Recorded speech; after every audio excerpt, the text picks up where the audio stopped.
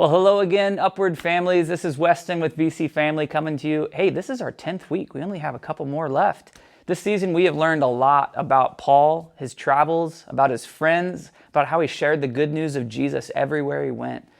But did you know that Paul also wrote a lot of letters? In fact, nearly a quarter of the New Testament comes from letters that Paul wrote.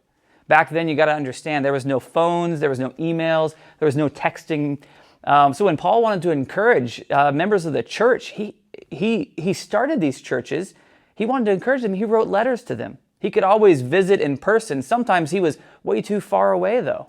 Other times he was in prison for preaching about Jesus. So Paul's letters, they weren't just friendly notes that he would send to these churches. They were full of wisdom, full of encouragement and truth about who Jesus is and how we should live our lives as Christians. He wrote to the people on how to grow in their faith, how to fix problems in the church and remind them about God's love. And he didn't just write to the individuals. His letters were meant to be read out loud to the whole church. What's amazing is that these letters weren't just Paul's ideas, though. God inspired Paul to write these letters.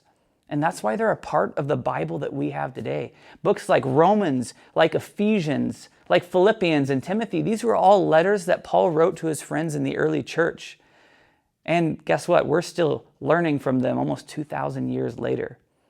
Paul once wrote, "All Scripture is inspired by God and is useful to teach us what is true." God uses it to prepare and to equip his people to do every good work. That's from 2 Timothy 3:16 and 17.